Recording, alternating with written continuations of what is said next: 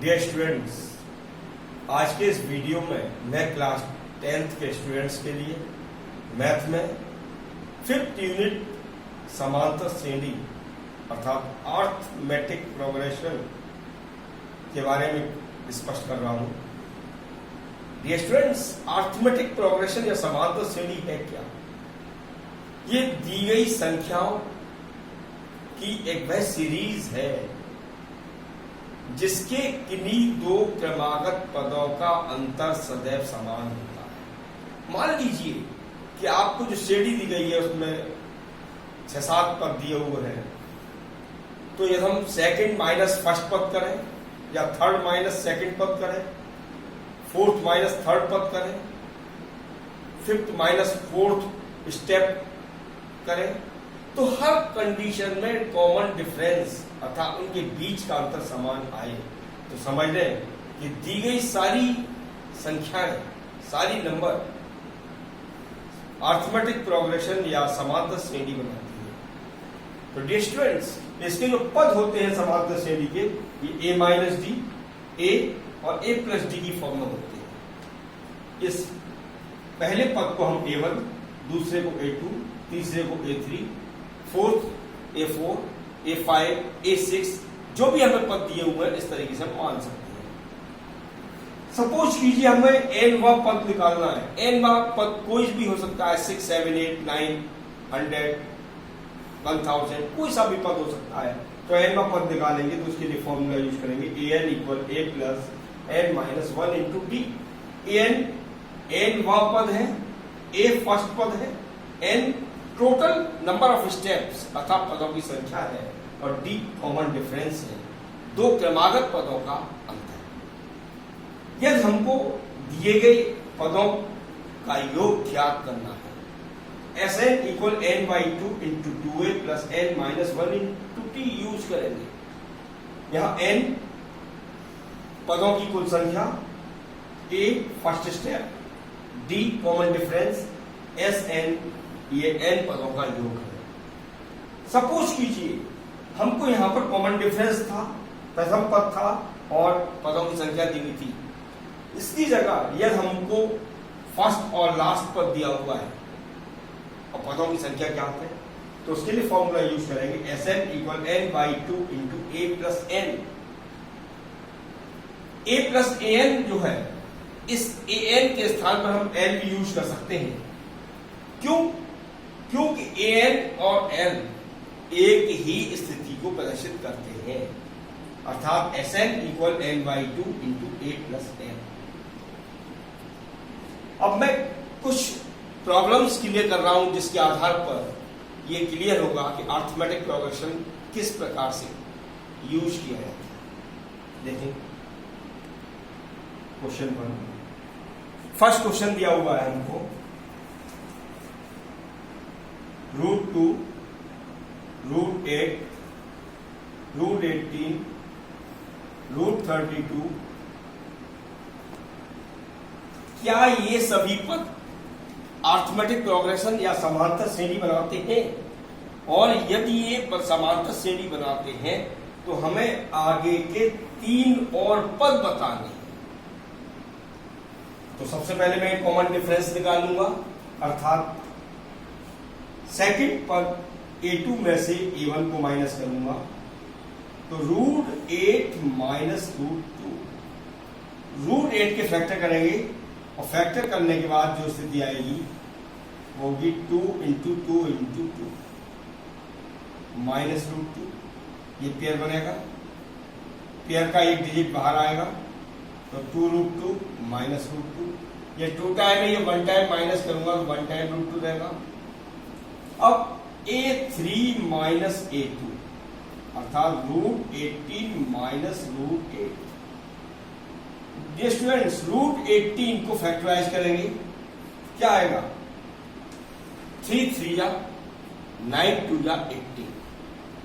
तो ऐसी सिचुएशन में 3 3 या 9 2 या 18 माइनस √8 को देखिए मैंने ऊपर क्लियर किया है, ये क्या है? 2√2। ये पेयर बना, 3 बाहर, 3√2 माइनस 2√2। 3 में से 2 टाइम जाएगा, वन टाइम रह गया।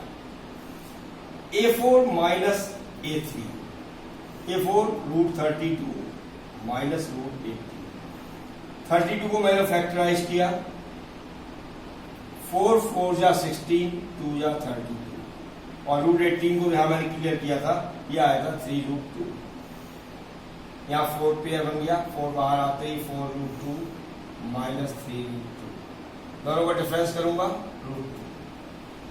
तो dear students, in all steps, हर स्थिति में क्या देख रहे हैं, हर कंडीशन में क्या देख रहे हैं कि कॉमन डिफरेंस हर एक में √2 आ रहा है। क्या लिखेंगे यहां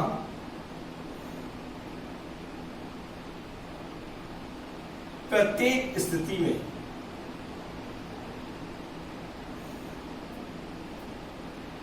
D समान है। D मीन कॉमन डिफरेंस, इसलिए ये पद AP बनाते हैं। एक सिचुएशन और डिमांड की गई थी, क्या कि यदि AP बनाते हैं तो हमें आगे के 3 और पद बताने, अर्थात हमारे पास A1 है, A2 है, A3 है, A4 है। अब मुझे A5 बताना है, तो A5 के लिए मुझे क्या लिखना होगा, A प्लस 4D। तो A की वैल्यू √2 प्लस 4, कॉमन डिफरेंस 2 है। क्या होगा, ये 1 टाइम, ये 4 टाइम मिलकर 5 टाइम हो गया, 5√2। अब मुझे A6 देना है, A प्लस 5। A क्या है, √2 प्लस 5 इंटू कॉमन डिफरेंस आ रहा है √2, तो ये 5√2 और ये √2 मिलकर के हो जाएगा 6√2।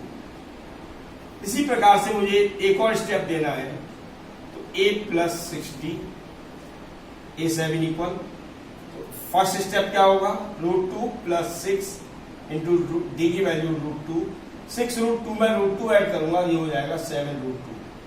इस तरीके से ये हम आगे के 3 पद ज्ञात कर पा रहे हैं, और ये आ रहा है 5√2, 6√2, 7। अब मैं आपको दूसरी स्थिति बता रहा हूं, एक और सिचुएशन दी, एक और प्रॉब्लम है। क्या कि हमें फर्स्ट स्टेप दिया हुआ है A इक्वल -1 और कॉमन डिफरेंस D इक्वल दिया हुआ है 1/2। अब हमको फर्स्ट 4 या प्रथम 4 पद ज्ञात करने हैं। हमसे 4 स्टेप पूछे गए हैं। तो देखिए, पहला पद तो हमको दिया हुआ है, A -1 दिया हुआ है। अब हमें A2 चाहिए। सेकंड स्टेप क्या होगा, A प्लस D। A क्या है, -1 प्लस D क्या है, 1/2। एलसीएम लेंगे 2 1 या 2, माइनस का प्लस 1, तो 2 में से बन गया माइनस का 1/2। अब मुझे A3 चाहिए। Third step, A plus 2D। A क्या है, -1 प्लस 2 इंटू D की वैल्यू 1/2, 2 से 2 कैंसिल, क्या आया, -1 प्लस 1 इक्वल 0। मान लीजिए थर्ड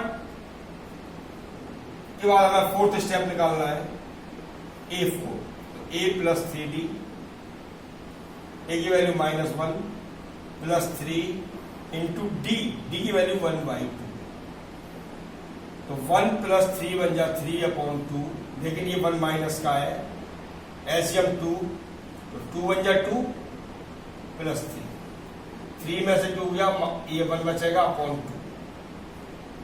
मुझे 4 स्टेप निकालने हैं। एक पद तो हमको ऑलरेडी गिवन था ही था, तो मैंने A5 एक स्टेप और निकाल लिया। A5 इक्वल होगा A प्लस 4D। A की वैल्यू -1 प्लस 4 इंटू D की वैल्यू 1/2, 2 से ये कैंसिल किया 2 टाइम, तो -1 प्लस 2 2 में से बन गया 1। तो जो एपी हमें मिली, ये एपी किस कौन कौन से पदों से बनी है? पहला है -1, दूसरा है -1/2, तीसरा है 0, फोर्थ है 1/2, नेक्स्ट है 1।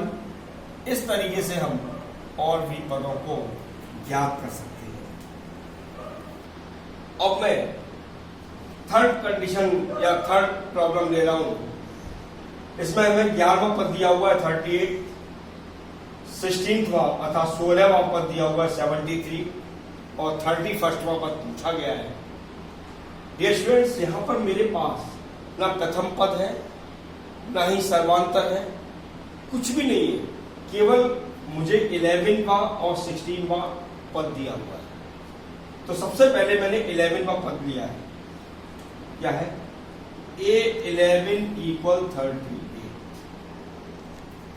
देखें, मैंने ये बताया था कि जो हम nवां पद निकालते हैं उसके लिए फॉर्मूला यूज करते हैं an = a + n - 1 whole t। तो देखिए ये क्या शो करेगा? 38 = ये nवां पद हो गया, a क्लियर नहीं है, प्लस n की जगह क्या यूज करूंगा? 11, क्योंकि हमें 11 पे पद का मान दिया हुआ था, -1 × t। तो ये क्या दे रहा है? 38 = a प्लस 11 में से बन गया 10t। ये कंडीशन फर्स्ट है।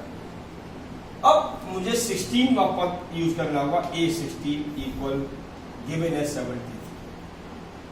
इसी मेथड को यूज करूंगा कि an मतलब A16 में 73 = a प्लस n की वैल्यू 16 - 1 × t। तो 73 = a प्लस 15। कंडीशन नंबर से इन दोनों कंडीशंस में मेरे पास जो वेरिएबल है a दोनों में सेम है। तो मैं इसे एलिमिनेशन मेथड या विलोपन विधि से सॉल्व कर लूं तो मुझे a और b की वैल्यू क्लियर हो जाएगी। देखें, चूंकि ये दोनों पॉजिटिव है, धनात्मक है, इसलिए मैं सबट्रैक्शन करूंगा घटाने पर। माइनस माइनस माइनस माइनस में ही कैंसिल हो गया। 73 में से 38 माइनस करूंगा, माइनस का बचेगा। 13 में से 8 गया 5, 6 में से 3 गया 3, 50 में से 10 गया 5 माइनस का, और d = -35 / -5। माइनस से माइनस कैंसिल, 5 × 7 = 35। d अर्थात कॉमन डिफरेंस मुझे यहाँ पर 7 मिला है। अब d की वैल्यू या तो फर्स्ट कंडीशन में या फर्स्ट इक्वेशन में अगर प्लेस कर दूं तो मुझे फर्स्ट स्टेप अर्थात a की वैल्यू क्लियर हो जाएगी। तो इक्वेशन फर्स्ट से, फर्स्ट में क्या है? 38 = a प्लस 10 × d की वैल्यू 7। तो a इक्वल क्या होगा? 38, 10 7 या 70 को जब ट्रांसपोज करूंगा माइनस का हो जाएगा, और ये बचेगा माइनस का 10, 0 में से 8 गया 2, और यहाँ रह गया 6 में से 3 गया 3, a की वैल्यू -30। डियर स्टूडेंट्स, अब मुझे 31वां स्टेप ज्ञात करना है कि 31वां पद क्या होगा। तो देखें, a n की वैल्यू 31 इक्वल फर्स्ट स्टेप मेरे पास आया -32 प्लस n की वैल्यू 31 -1 × d की वैल्यू मेरे पास 7 है। तो -32 प्लस 30 बचेगा, 30 को 7 से मल्टीप्लाई करूंगा 210, सब्ट्रैक्शन करूंगा, 10 में से 2 गया 8, और यहां रह गया 20 में से 3 गया तो 70। इस तरीके से ये 178 ये 31वां स्टेप होगा। एक और 4th क्वेश्चन दिया है मैंने। एक व्यक्ति सुब्बाराव का मंथली जो वेतन है, मंथली इनकम है, वह 5000 रुपीज। जिस शॉप पर वो वर्क कर रहा है उस शॉप पर 200 रुपए की उसको ईयरली वृद्धि मिलती है। अब ये पूछा गया है कि अंत में वेतन 7000 रुपए हो जाता है, तो ये जो वृद्धि है कितने साल बाद होगी, अर्थात कितने वर्षों में वेतन ये 7000 रुपए हो जाएगा। तो डियर स्टूडेंट्स, जो 5000 हमें इनिशियल या शुरुआती वेतन दिया हुआ है, ये प्रथम पद का काम करेगा। 200 रुपए की वृद्धि जो हुई है ये कॉमन डिफरेंस होगा, और अंत में जो वेतन हो रहा है ये अंतिम पद होगा, अर्थात 7000 रुपए। ये एन का काम करेगा। ये एन निकालना है, नंबर ऑफ ईयर्स ज्ञात करना है। तो फॉर्मूला क्या होगा? A N equal A plus N minus 1 into B. तो ए एन की value 7000 equal A 5000 plus N minus 1 into common difference 200। Transpose करूं तो 7000 minus 5000 equal N minus 1 into 200। तो दोनों को जब सब्ट्रैक्ट कर दूंगा 2000 आएगा। 200 को ट्रांसपोज करेंगे, अपॉन में चला जाएगा ये, इक्वल एन माइनस 1। ये मैंने कैंसिल किया, 2 से 10 टाइम। एन इक्वल क्या होगा? 10। 1 को ट्रांसपोज करेंगे 10 क्यूब प्लस 1 इक्वल 11 ईयर्स।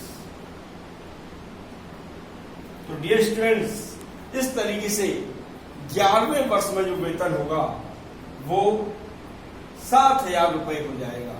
तो डियर स्टूडेंट्स, यदि मेरे वीडियो को आप पसंद कर रहे हैं, आपको अच्छा लग रहा है, तो प्लीज इसे लाइक और सब्सक्राइब जरूर करें, जिससे और भी बेहतर मैं आपको वीडियो दे सकूं। ये अर्थमेटिक प्रोग्रेशन का फर्स्ट वॉल्यूम है, फर्स्ट भाग है।